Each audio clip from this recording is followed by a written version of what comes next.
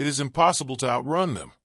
How drones transformed war in Ukraine. Small FPV drones, which travel at 37 miles per hour, have become ubiquitous, evolving from a novelty to a weapon of choice. Denis, a soldier with Ukraine's Kazakh brigade, describes a new kind of war.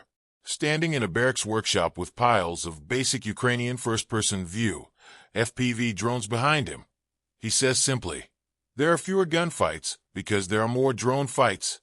Front lines that were once a gunshot apart are now a killing zone several miles deep, as Russian and Ukrainian drone squads, hidden about 1 to 3 miles behind the front line, target each other's forces with simple aerial attacks.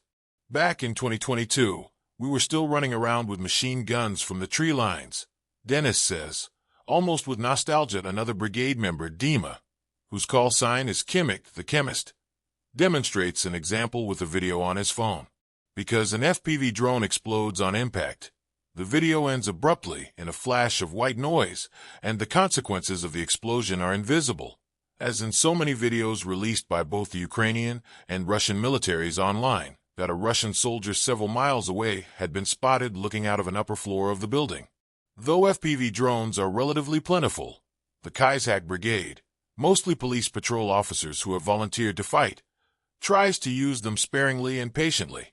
The film shows the drone hovering and readjusting as its pilot tries to find the right angle to strike. It's like the job of a sniper, Kimik says. There remains no shortage of artillery or mortar shelling in the war in Ukraine, but the spidery 7-inch FPV quadcopter, capable of carrying a kilogram of explosive and operated with goggles and a handheld controller, has become ubiquitous.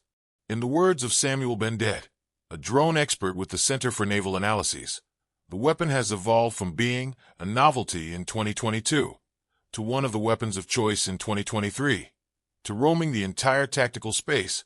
Patient solo attacks are not the only tactic, as usage evolves.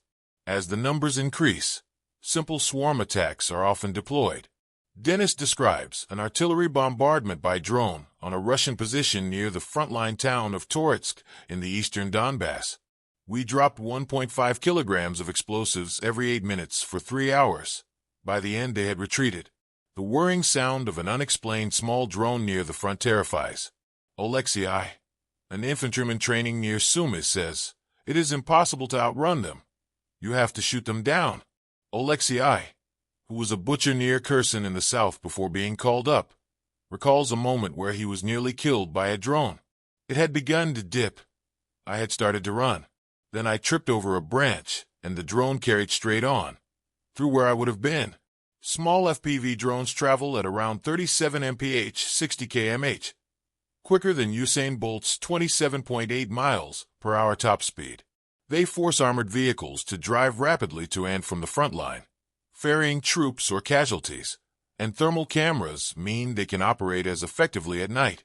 The ability to strike has been democratized to where nothing can be safe on the battlefield. Bendet says battery life limits flight time, though a kamikaze FPV drone in good weather can travel as far as 20 kilometers. But a priority is to save money by deploying returning bomber drones, so an effective operating radius is closer to 5 kilometers. An FPV drone is one of two types dominant on the battlefield. The others are commercial Mavic quadcopters made by a Chinese company, DJI. But the FPV is simpler and designed in Ukraine or Russia, although, as Denis says, many of the components still come from China, theoretically aligned to the invader.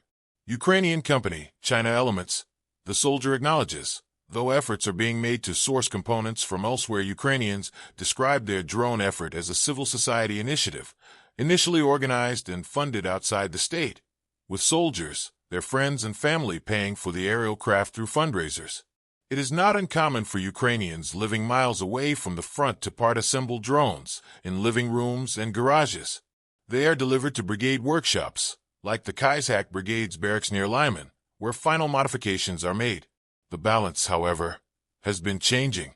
Ukraine's defense ministry has stepped up supply, reporting that it delivered 1.1 M one-way FPV drones as of mid-December, as well as 100,000 more sophisticated craft. Russia, meanwhile, has supplied 1.2 M to 1.4 M. According to Bendet, So there is something of a parity in numbers, even allowing for the invaders' greater size. Technologically, there is little difference between the sides, as each copies promptly from the other. Learning to fly is involved.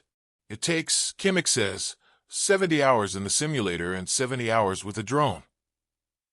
Courses run in Kiev and elsewhere, though a Briton living in Kiev describes the effort to learn as challenging.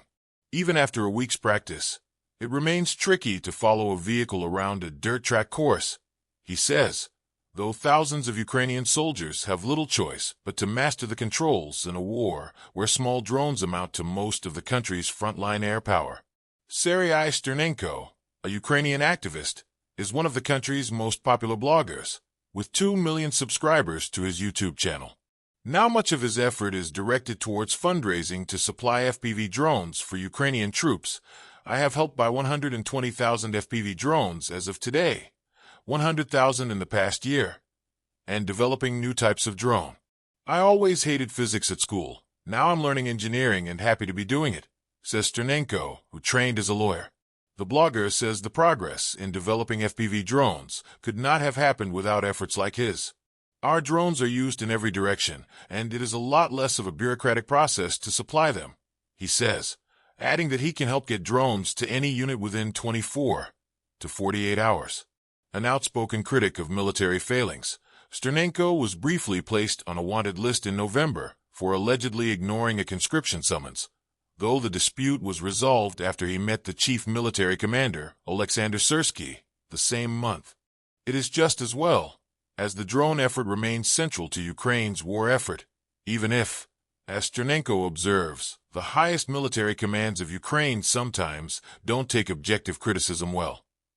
Sternenko is closely involved in efforts to use FPV drones as a cheap form of air defense, taking out far more sophisticated Russian attack craft. Ukrainian FPV pilots have been able to knock out Russian Orlan and Lancet drones at higher altitudes for several months, reducing the invaders' long-range reconnaissance capability, as several videos released by Sternenko show. Air defense is very expensive.